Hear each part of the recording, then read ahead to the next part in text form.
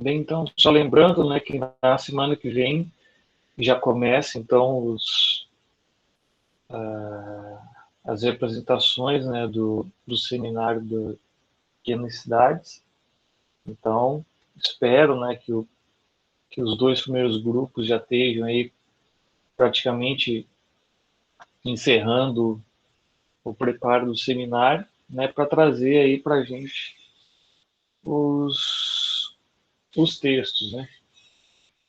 E, né, para introduzir nessa temática das pequenas cidades, então eu preparei essa aula bem tranquila, né, só para dar então uma introdução nessa temática que a gente vai ver aí nas próximas 5 aulas, né, mas cada um dos artigos que cada um dos grupos vai apresentar, né, traz algo diferente. Né? Alguns artigos é mais uma discussão teórica, né? Outros artigos têm mais uma pegada empírica, né? Então está bem diverso e acho que vai ser bem bacana aí esses seminários, né? E o que é mais importante, né? Até pela nossa, né, região, que a característica principal dela são as pequenas cidades, né? Então isso é muito importante a gente estar vendo, né, a base, né, teórica a respeito, né, dessa temática dentro da geografia. E que muitas vezes, inclusive tem até um dos artigos da professora Tânia, que ela vai tratar a questão do ensino e das pequenas cidades, e é algo assim, muito importante até mesmo para a gente refletir, né? Porque muitas vezes, né, o pessoal e os professores do ensino básico, né, acabam tratando a questão da urbanização no Brasil e não, né, dão esse foco, né, a respeito das pequenas cidades, só fica lá nas metrópoles e cidades médias, né, sendo que a nossa realidade regional é de pequenas cidades. Então, isso é também bem relevante.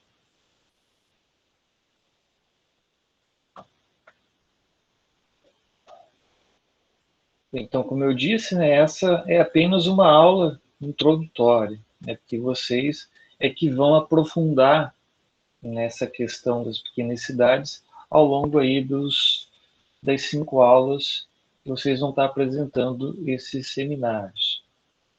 Então, essa temática, né, dentro da geografia, ela, de certa forma, ela ainda é pouco estudada, né? Ou seja, a gente não tem aí uma vasta bibliografia a respeito das pequenas cidades, né?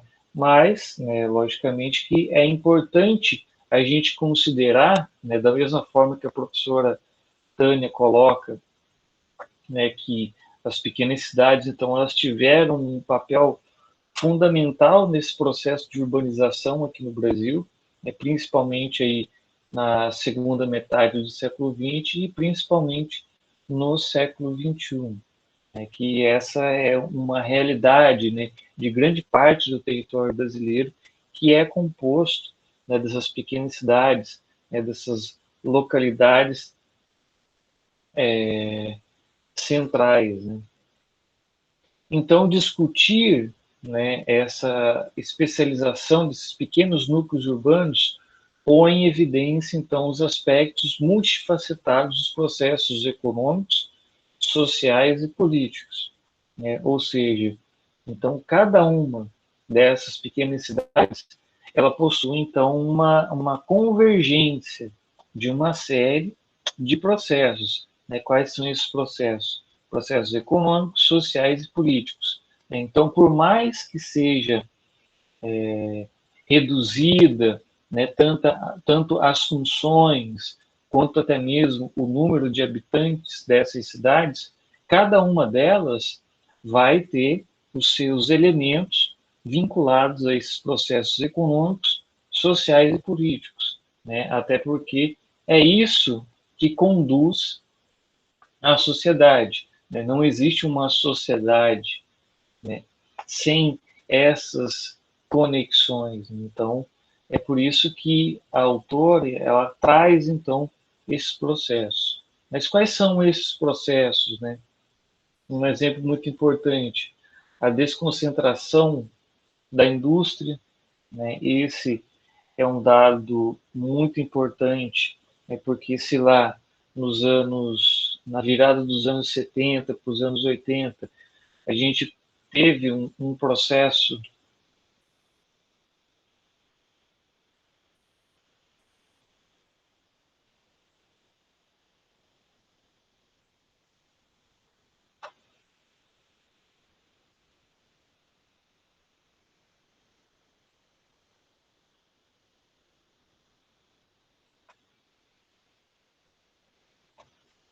Então, retomando aqui, né, se lá nos anos 80 a gente teve então aquele processo de desconcentração da indústria, né, que boa parte dessas indústrias acabou se espalhando, né, por uma parte, né, do território brasileiro, né, o mesmo acabou ocorrendo com outras regiões metropolitanas aqui do Brasil, justamente por essa falta de fluidez do território, né, e até mesmo a atração que acabou tendo uma guerra fiscal entre as diversas esferas da federação para tentar atrair essas indústrias que estavam saindo das regiões metropolitanas, né? Então, isso também é um fator muito importante, porque uma parte dessas indústrias, elas foram, então, para essas pequenas cidades, né? Um exemplo muito claro disso é a própria Protorque, de Siqueira Campos,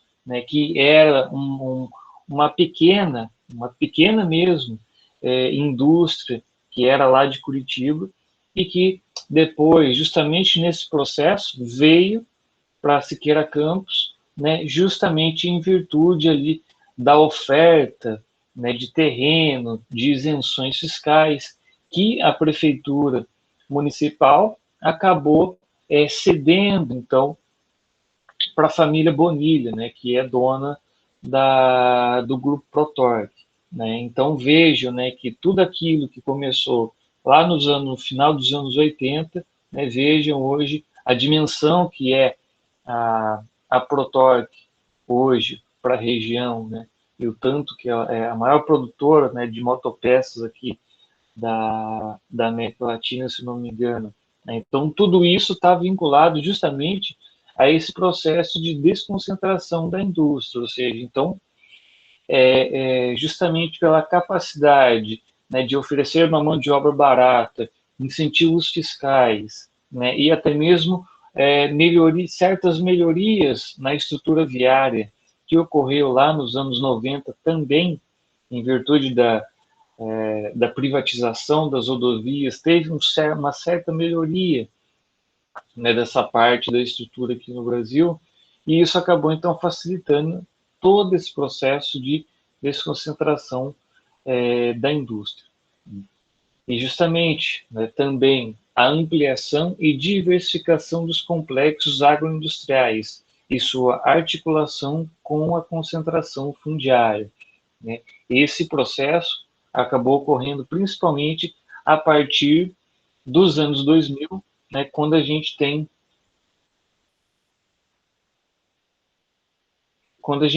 aí uma nova conjuntura aqui no Brasil, né?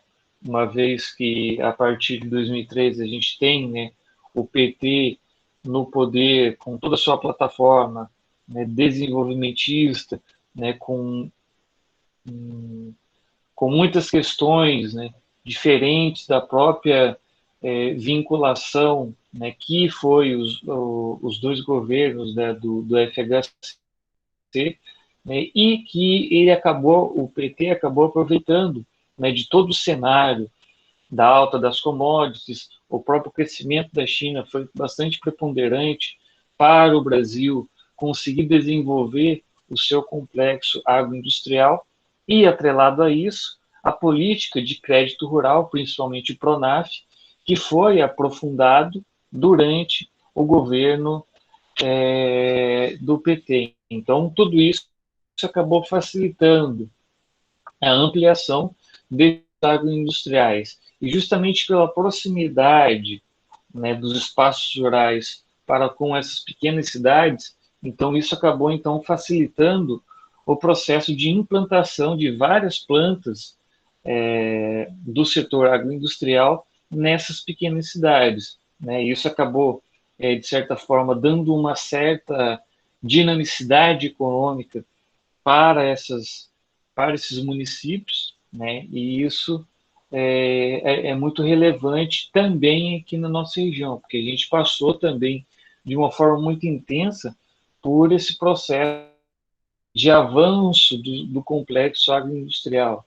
Então, aqui a gente tem um exemplo, né, da Frangos Pioneiro, né, a gente tem a própria cooperativa integrada, né, que criou lá em Andirá a unidade de processamento de milho, né, também a unidade de processamento do suco de laranja na cidade da Carol. Então, tudo isso está vinculado justamente nesse momento, nessa conjuntura dos anos 2000 de ampliação e diversificação dos complexos agroindustriais. Né? Por que diversificação? Porque ao mesmo tempo que eu tenho essa ampliação das plantas industriais, essas empresas desse setor acabaram investindo através do capital do BNDES, acabaram investindo na diversificação de produtos, ou seja, o surgimento de novos produtos, visando o quê? Visando agregar ainda mais valor aos seus produtos, né? E isso automaticamente acaba gerando todo um impacto sobre a própria estrutura fundiária no campo, né? Uma vez que eu tenho, então, um processo, né, de ampliação das áreas de plantio, né? Tem, sim, a questão negativa dos impactos ambientais, né, que muito dessa ampliação da fronteira agrícola foi resultado, né, de muita devastação, né, e um dos exemplos que infelizmente a gente está vendo hoje é o que está acontecendo, né, na Amazônia, no Pantanal, é tudo resultado dessa ampliação da fronteira agrícola, infelizmente. Aqui, já falei, certo. Então, durante muito tempo, né, nas, nas ciências humanas, nas ciências sociais, né, as pequenas cidades elas foram aí ignoradas, principalmente pelos teóricos urbanos, porque eles estavam mais preocupados em elaborar, né, os modelos para transformações urbanas, tanto nas grandes cidades quanto nas metrópoles. Ou seja, então eles estavam preocupados, né, com todo aquele processo, né, de conurbação, de ampliação da malha urbana, de todos os problemas urbanos que começavam a ocorrer de forma muito intensa lá nos anos 70, igual a gente viu nas aulas anteriores, e, de certa forma, eles não davam a atenção para essas pequenas cidades, que também recebiam muitas pessoas que eram ex-trabalhadores do campo. Então, infelizmente, a gente acabou perdendo aí muito tempo nessa questão de focar apenas nas grandes cidades e nas metrópoles.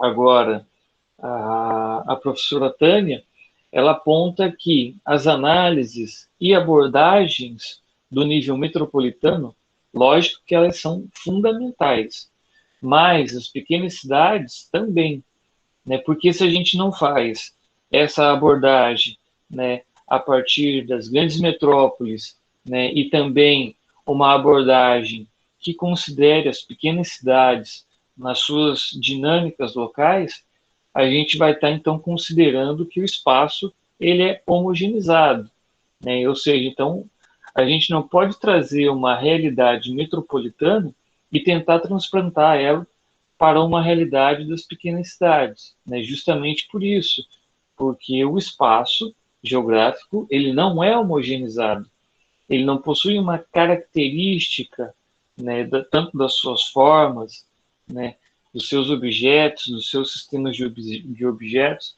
eles não são comuns, né? Cada um dos espaços possui a sua especificidade, né? Então, essa essa vinculação de você tentar interpretar o urbano brasileiro, a urbanização brasileira, somente com um olhar, né, das metrópoles, né, para as metrópoles, né, você vai estar caindo no erro de estar homogeneizando o espaço, ao desconsiderar a realidade das pequenas cidades, que também foram preponderantes dentro desse processo de urbanização.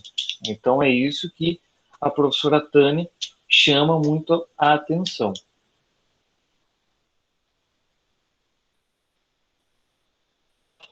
Agora, né, é muito difícil, né, e isso também a professora Tânia chama a atenção para isso, que não há no Brasil um conceito, né, que seja abrangente e isento de críticas a respeito, né, das pequenas cidades, ou seja, não existe um conceito pronto de pequenas cidades, né, justamente por essa característica de especificidade de cada um dos espaços urbanos.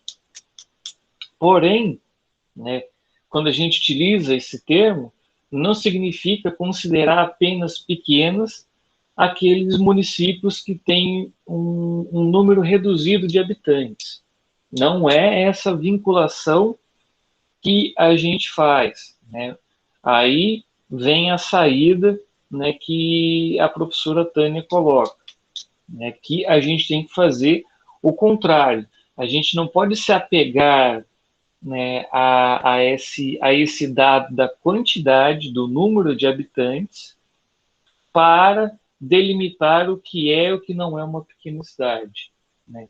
A gente tem que realizar o que? Tentar interpretar a formação social e econômica dessas localidades e, a partir de uma visão regional de como que essa cidade ela se coloca frente a essa rede urbana regional, né? Qual o nível que ela está dentro dessa hierarquia regional, né? Então, é a partir disso que a gente tem que interpretar o que é ou não uma pequena cidade. Então, agora a gente vai ver quais são os limites que a gente pode, né, utilizar como parâmetro para as pequenas cidades, né?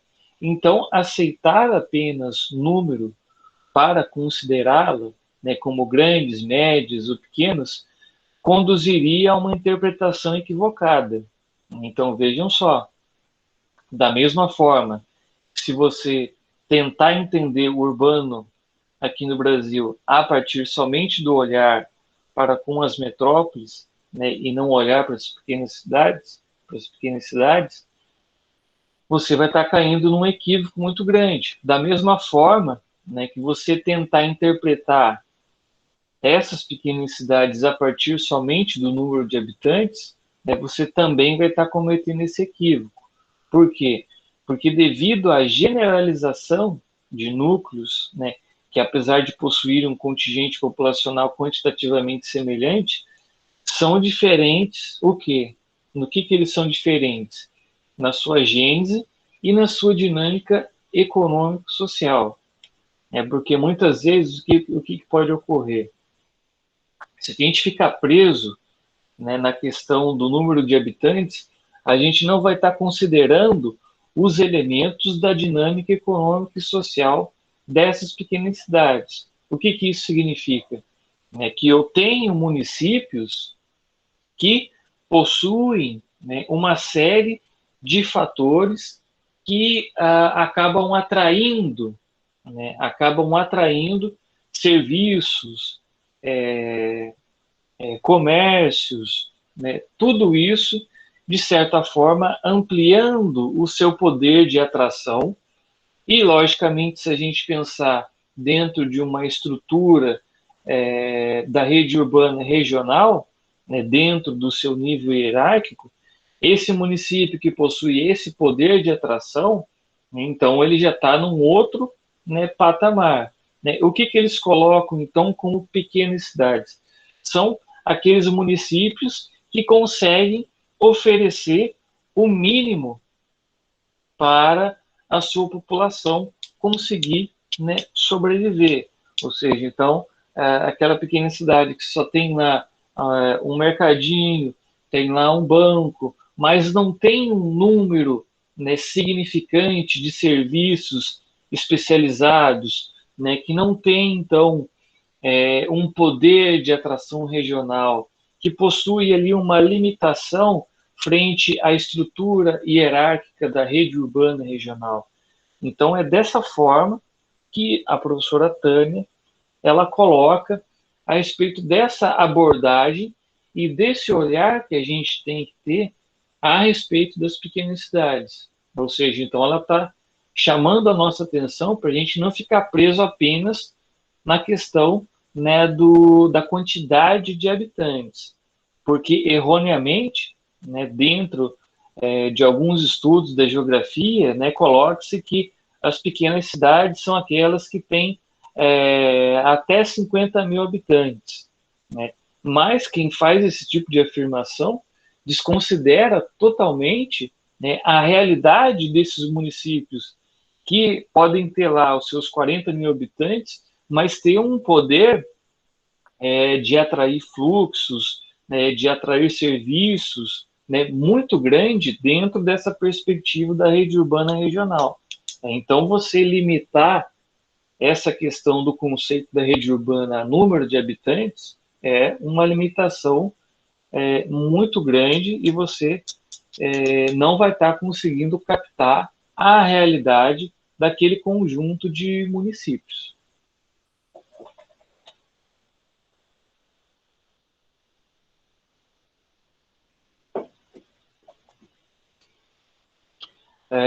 Agora, por Milton Santos, né, que ele também é um dos, ele e o Roberto Lobato Correia são os autores assim que deram esse maior dimensionamento, né, para os estudos aí das pequenas cidades. Né? Então, depois deles, né, vieram aí a professora Tânia, né, a Ângela Maria Endres, ali da UEM, né, que inclusive foi orientadora do professor Pedro. Né, o professor Pedro também trabalha com a questão das pequenas cidades. Né, então, é de uns anos para cá que a gente tem, então, essa ampliação. Né, mas lá nos primórdios, ainda lá nos anos 70 e anos 80, né, quem começou a tentar abordar esse tipo de discussão foi o Milton Santos e o Roberto Lobato Correia. Então, Milton Santos, né, ele coloca que, né, pensar uma aglomeração enquanto uma cidade em seu nível mais fundamental significa aceitar que existe no interior da mesma um limite mínimo de complexidade das atividades urbanas capazes, em um momento dado, de garantir, ao mesmo tempo, um crescimento autossustentado em um domínio territorial. Né? Em outras palavras, essa aglomeração ela pode ser entendida enquanto uma cidade, né? A partir do momento em que a mesma passa a desenvolver atividades que não são agrícolas, mas sim vinculadas ao comércio e à prestação de serviços, ou seja, então, o mínimo.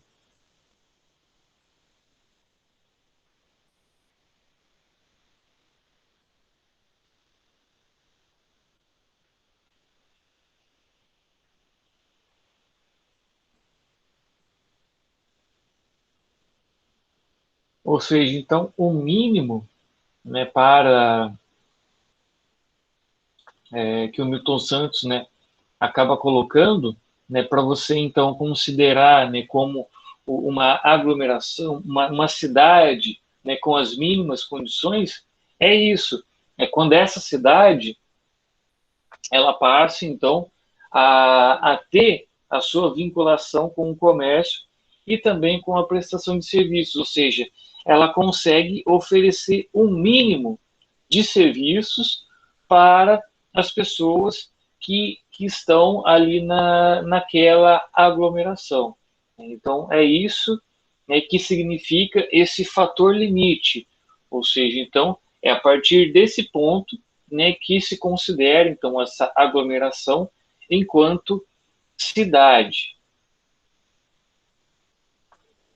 Agora, né, diante disso, pode-se afirmar que uma aglomeração torna-se cidade quando deixa de servir às necessidades da atividade primária para servir às necessidades inadiáveis da população, com verdadeira especialização do espaço. Ou seja, o que isso significa? Que uma determinada aglomeração ela passa, então, a se tornar uma cidade justamente, então, no momento em que ela deixa de estar vinculada somente às atividades primárias e passa a ter um conjunto de serviços e de comércio que fornecem, então, bens, né, e serviços mínimos para a sua população, ou seja, alimentação, segurança, saúde, educação, ou seja, então isso, né, é o nível limite para se considerar, então, enquanto cidade. Né? E essa, de certa forma, é uma das realidades muito presente em grande parte, quer dizer, em uma parte considerável dos municípios aqui do Paraná, né? Inclusive aqui da nossa região. A gente tem, né, pequenas cidades, né, que os serviços que ela oferece é apenas para atender a sua população local, ou seja, não tem essa externalização dos serviços. Né? Eles não conseguem atrair pessoas de outras cidades, né, para o seu conjunto de atividades, né, de comércio, do setor de serviços, setor industrial. Então, é nesse sentido, né, que coloca-se esse limite sobre sobre o que são essas pequenas cidades. Então, é mais ou menos nesse sentido. Então, a partir disso, pode-se entender que existe uma dimensão mínima, né, para que uma aglomeração seja considerada uma cidade de fato. Dimensão esta que reside na capacidade que a mesma terá de satisfazer as necessidades vitais mínimas, né, ou criadas de toda a população. É função essa que implica em uma vida de relações. O que significa essa vida de relações? É que toda a sociedade ela é construída a partir de relações sociais. Essas relações sociais estão vinculadas, tanto às relações de trabalho, quanto às próprias negociações, às atividades comerciais, às atividades de educação, de saúde. Tudo isso implica esse conjunto de relações, né, que são fundamentais, né, para quê? Para satisfazer essas necessidades vitais mínimas desse conjunto de população que está, né, concentrada num determinado espaço. Então, existe essa dimensão mínima.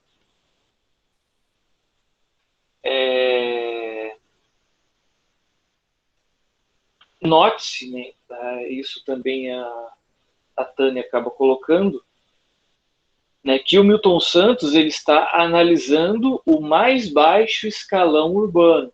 Ou seja, o que isso significa?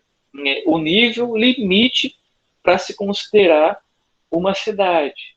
Ou seja, aquelas cidades de menor complexidade funcional em termos, né, de oferta de bens e serviços e também de área de influência.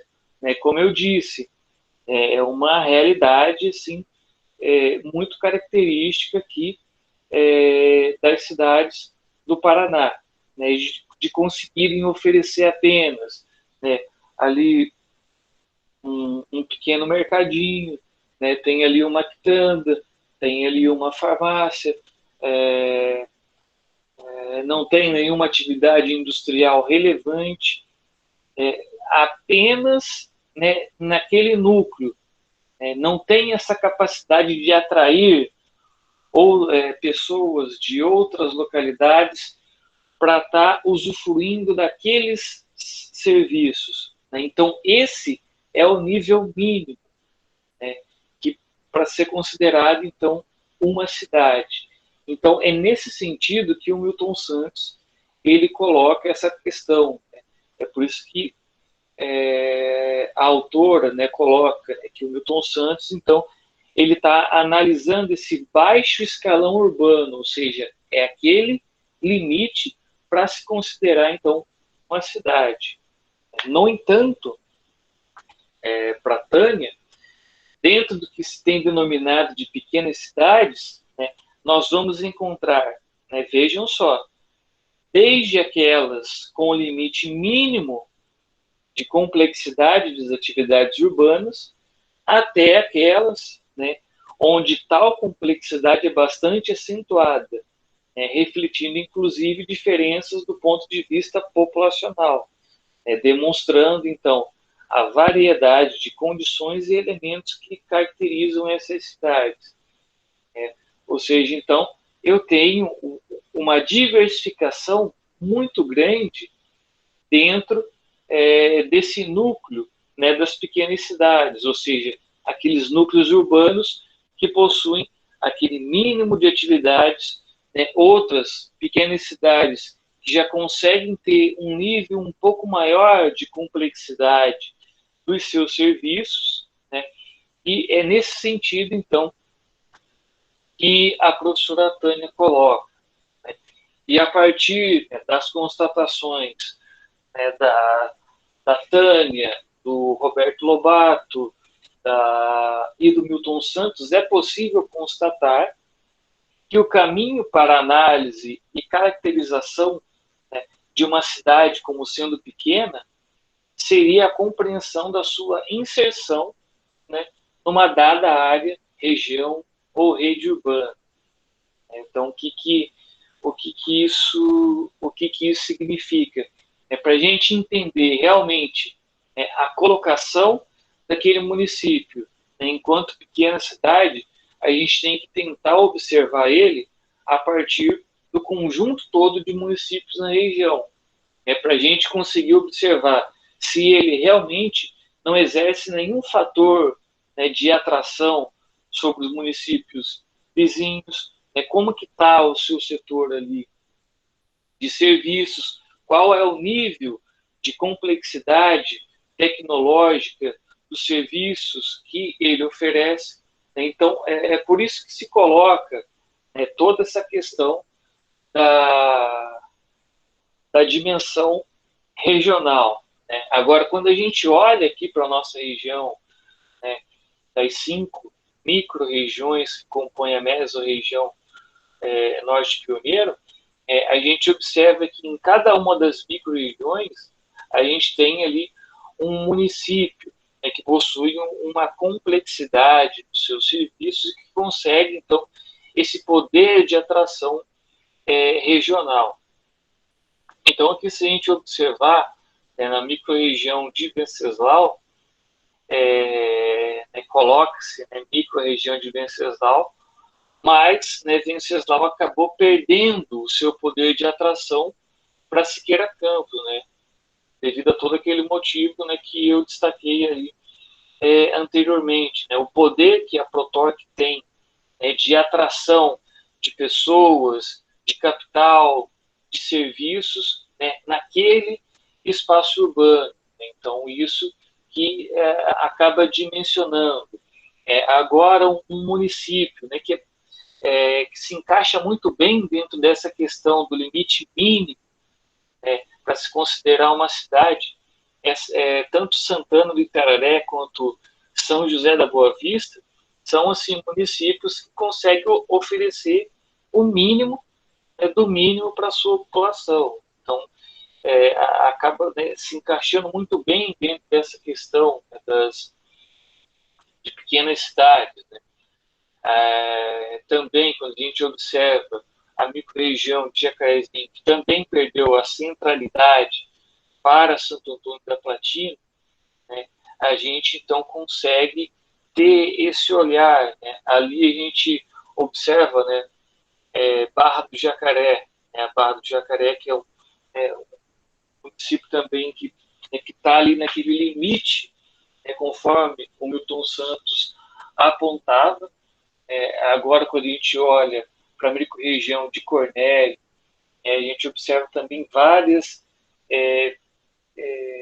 pequenas cidades, né, que compõem, então, essa hierarquia da rede urbana aqui da nossa região. Né?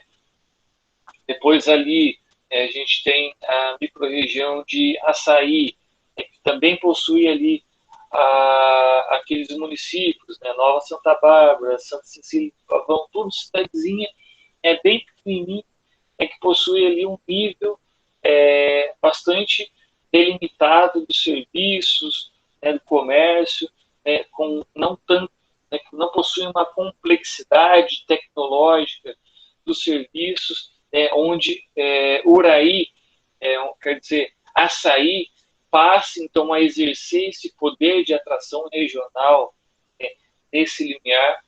Por outro lado, nós temos a microrregião de Baiti, que também tem esses municípios muito pequenos, como Pinhalão, Japira, Japuti, até mesmo Sapopema, que possuem, então, essa debilidade no setor de comércio e serviços e também essa dimensão, né, do poder de atração de Baiti.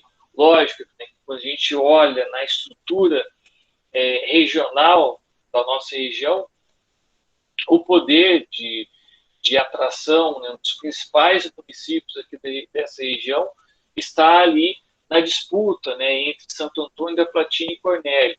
De certa forma, né, como eu disse nas aulas anteriores, Cornélio acabou perdendo essa centralidade, tanto pelo avanço da influência de Santo Antônio, quanto também pelo avanço da influência de Londrina nesses municípios aqui limites, né, e também vários desses municípios aqui da parte leste do Norte Pioneiro.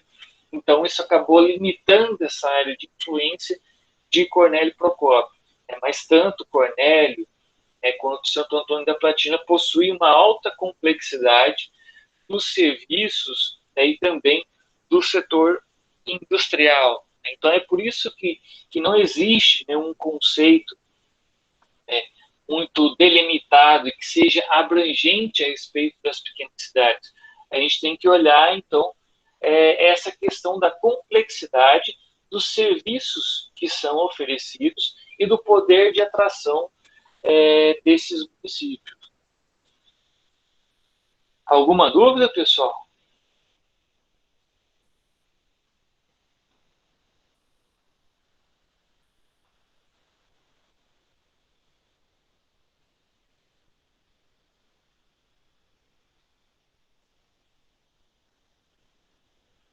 Tem alguém aí de Santa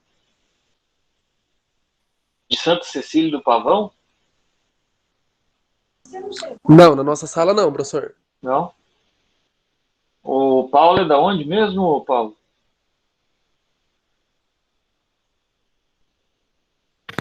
Sou de São Jerônimo, professor. São Jerônimo. São Jerônimo vai ser uma das maiores cidades aqui da região, hein? São É Jerônimo, isso aí. Moreira ia sair desse Futuramente a lado gente de vai cá. ser uma área aí de atração aí para as outras cidades. Por quê? Tá indo algum empreendimento aí? Eu acho que o Thiago tá falando por causa da política, eu acho. Ah, Ô, professor, mas ah, as cidades pequenas aqui, igual você falou, né? Mencionou aí na aula, São Jerônimo da Serra, Nova Santa Bárbara, Santa Cecília do Pavão, depende muito de Açaí, né, nessa questão. É uma área bastante influente aqui nas cidades pequenas mesmo. Aqui aí Sapopema, igual igual você mencionou aí, pertence bastante a Ibaiti, né? Mesmo sendo próximo aqui, São Jerônimo da Serra já fica mais, sofre mais influência lá de Ibaiti, né? Curiúva também. Isso, verdade. Né, ali naquela parte, né, se a gente observar aqui, né, Sapopema, então ele tem, né, muita ligação, né, com, com Ibaiti, né? E Ibaiti também acabou, né, perdendo muito do seu poder de atração aqui dos municípios da sua microrregião também para Santo Antônio, né? Isso é um fator que a gente tem que observar também, né? E dentro, né, dessa questão das pequenas cidades aqui, onde eu moro também, que só oferece o mínimo do mínimo, né? Tá bem naquele fator limite ali que o Milton Santos coloca, né? Ou seja, é um mercadinho, tem ali um posto de saúde, tem ali a escola, mas não tem um serviço, né, especializado. Então, para tudo isso, você tem que sair fora da cidade, né? Então, essa é uma das principais, né, colocações a respeito, né, de pequenas cidades, ou seja, aquelas cidades que possuem apenas o mínimo para se oferecer para a sua população, não consegue externalizar o seu poder, né, de atração. Então, é por isso que é importante, quando a gente vai olhar essa questão, né, das pequenas cidades, ter esse olhar do conjunto regional, né, para a gente conseguir, então, interpretar, né, qual município influencia qual, né, acho que aqui não tem ninguém de Jundiaí, né? Jundiaí também ele é um município que, né, também oferece só o mínimo, né, para a Não tem sua nem estrada população. pavimentada para entrar na cidade, né? Olha, e por incrível que pareça, eu nunca entrei na parte urbana de Jundiaí. Eu nem sei como que é o Eu já centro fui de lá, não tem Jundiaí. nem. A estrada pavimentada é a que vai para Ribeirão do Pinhal, mas na hora que você entra em Jundiaí já não é mais pavimentada. Nossa, então, ó, isso que é. Professor, Oi. aqui, Urei, assim, é bem pequeno, mas eu até que exerce uma certa influência, tipo, açaí não, porque eu tô com açaí na cabeça, gente. No rancho e o povo da serra, eles geralmente vêm tudo aqui comprar, fazer compra, às vezes vem resolver algumas coisas, compra de roupa, móveis, essas coisas assim, que aqui, querendo ou não, às vezes é um pouco maior do que lá. E aí já aproveita, faz compra no mercado, já aproveita um final de semana, por exemplo, um sábado, para fazer tudo que tem que fazer, sabe? E vem Aí pra cá tem, fazer as coisas.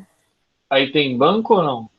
Tem banco, tem Brasil, Bradesco, Santander e Itaú. Acho que são esses. Nossa, então tá muito melhor que aqui, porque aqui só tem o Cicobi e uma pessoa que atende acho que é É verdade, o Matheus acho falou que que é Santander. o povo vem tudo pra cá comer palitos. Agora, eu não sei, né, como que tá, né? Porque por causa do corona. Mas o povo antigamente, antes do corona, vinha, o povo de Londrina vinha pra cá comer palitos. Que é esse palitos? Que é isso? É um lanche, hambúrguer artesanal muito bom. Muito bom. Ah,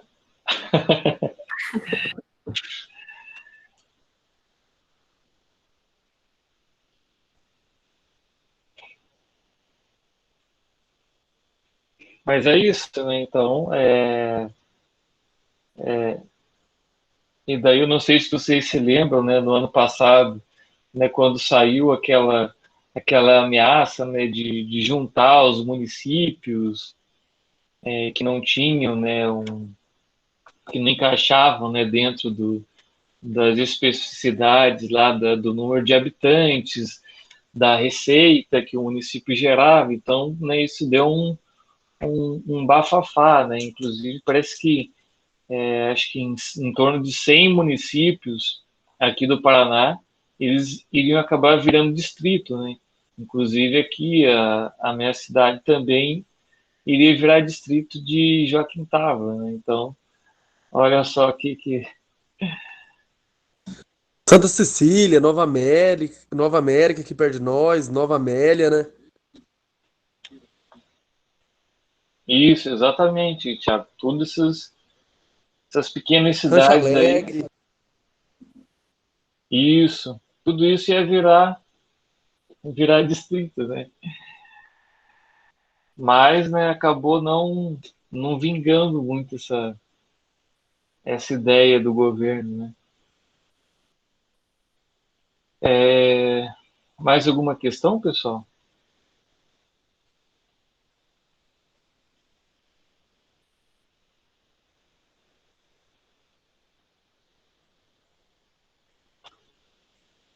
Bem, então, acho que é isso. A gente se vê, então, na sexta-feira, né, com a disciplina aí de organização de espaço mundial. E, né, espero aí que todo mundo se empenhe para fazer a prova, né, de geografia urbana, que o prazo, né, reiterando novamente, é até segunda, e eu não vou aceitar quem me enviar depois dessa data, né, inclusive, né, por toda a facilidade, também por não ser questões tão complexas, né, e apenas 4 questões para resolver em uma semana, então, né, não tem desculpa, né, para não fazer. Então, por isso que eu não vou estar aceitando o envio depois de segunda-feira. Então, é isso, pessoal. Boa noite a todos. Obrigado aí pela presença de vocês. E bom descanso aí para todos.